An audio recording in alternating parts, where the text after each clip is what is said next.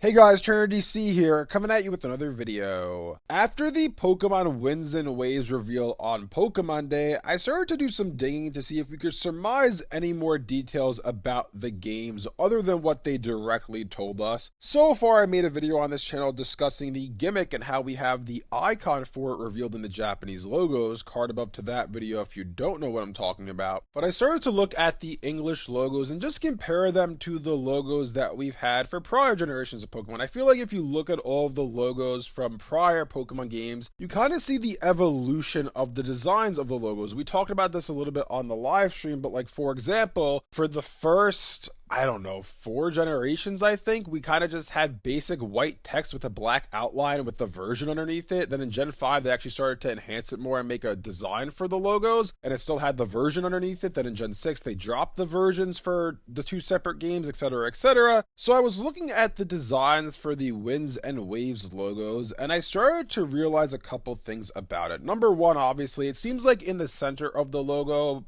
underneath the Pokemon logo, between the Wind and Waves respectively, there's the sun radiating down on the logo itself, which is a nice little detail. But when you look at the logos further and how they're stylized, I noticed something interesting about them that might give us a little bit of a tease as to our cover legendaries for the game. So if you look at the logos for Pokemon Winds and Waves, the Winds and Waves text respectively is stylized, right? The Winds text has this style to it, and then the Waves text has its own unique style. Well, I was staring at the logo wondering, does this give us any hints? And when I looked at the Winds logo in particular, the S kind of stood out to me. I don't know if it's just me seeing this, but if you look at the S in the Winds logo, does it not look like a serpent? Like it's stylized after a serpent? Just the way it goes from the top of it kind of being like the tip, the head of a serpent, down to the bottom, kind of going in 2 opposite directions, maybe like a tail. I'm thinking this might be stylized after the legendary Pokemon for Pokemon Winds, and I'm thinking that legendary Pokemon is going to be some sort of flying serpent. Maybe it's a flying type serpent that has wings on it. Like, I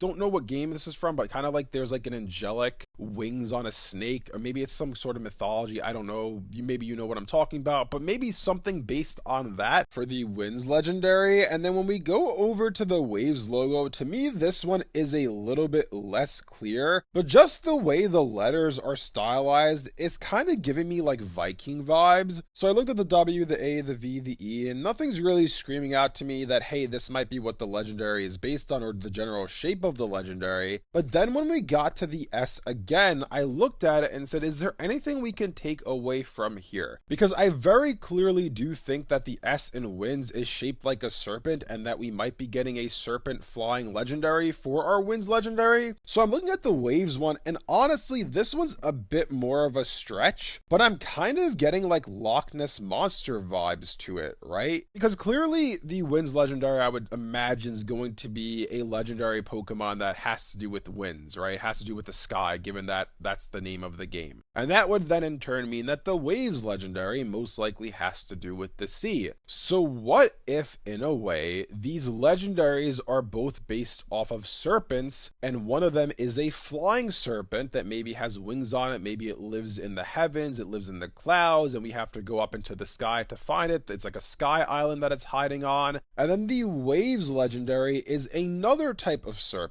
maybe like a Loch Ness monster that's this sea serpent, this sea monster, this sea creature that we have to dive deep down underwater to find the island that it's hiding on. I think this might actually be what we're getting for the Pokemon Winds and Waves legendaries. I think we might actually be seeing 2 different types of serpents be our cover legendaries. Again, one that's in the skies, in the heavens, flying over this new region, and one of them that lives deep down in the sea, and maybe it controls the sea in the way kind of like what we saw with Lugia back in Generation 2. Personally, I really like this conceptually for legendary Pokemon. The fact that really it started with X and Y in Generation 6, where we started getting different animals as our legendary Pokemons, because really for a while, and it was for 2 generations, for Gens 4 and Gens 5, it was just strictly dragons, and I think that them stepping away from that with Gen 6 to have a deer and a bird, and even like, Gen 3 was